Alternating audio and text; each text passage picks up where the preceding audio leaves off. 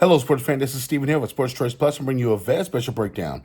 I'm going to be covering the honeymoon is now over. Before I get right into that, I want to make sure you're subscribed to the YouTube channel so you can get all the updates and all the breakdowns. Without further ado, let's get right into it. Now, the NBA season is about to tip off.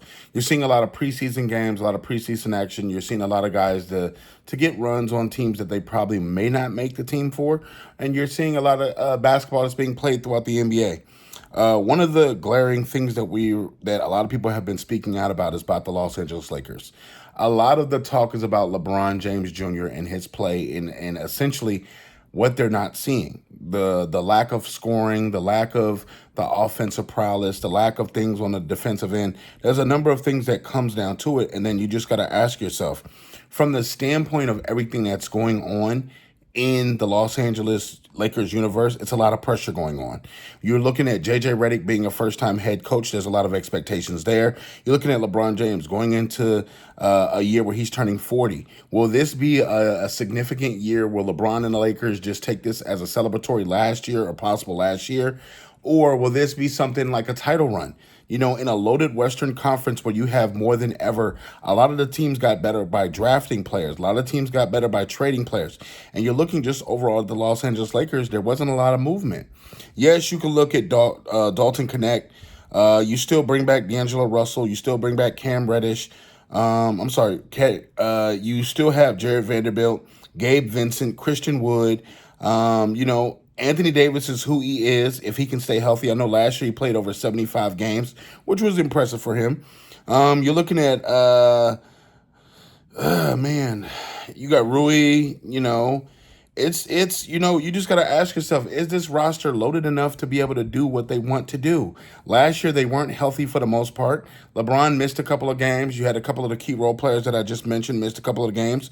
And you got to ask yourself, is this team deep enough to make a run, or do they need more pieces?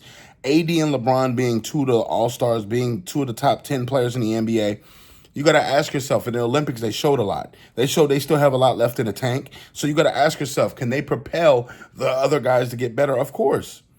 But you got to think, there's going to be a lot of attention around Bronny James and his role on the team and just what he's able to do. A lot of people are saying he doesn't even belong on a team based on what they've seen in the preseason, based on what he did pre-draft, in college. It's a number of things. So there's going to be a lot of distractions. There's going to be a lot of things that's going on. But you got to think the honeymoon is now over for the Lakers.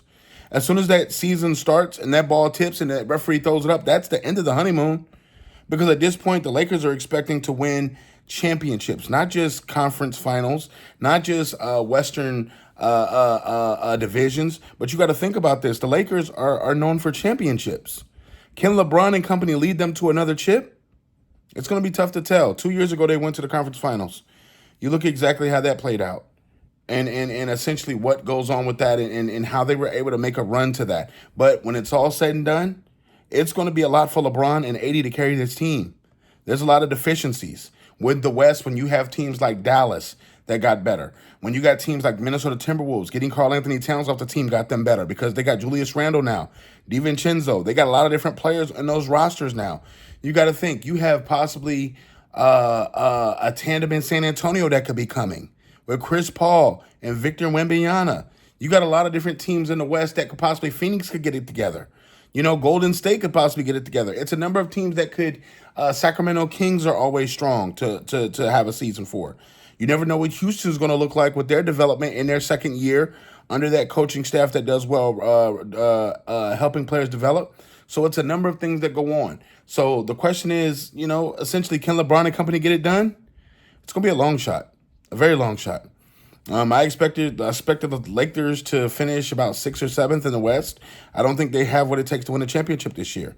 No matter how great LeBron is, he's 40 years old. He can't do it by himself. You saw him last year be gassed, where he's having to play multiple minutes than he needs to because they don't have a guy to come in and actually do what he can do. So all you Lakers fans, get in the comment section. All you NBA fans, do you see the Lakers winning the title next year? Definitely check out Sports Trades Plus, and we'll see you in the next episode.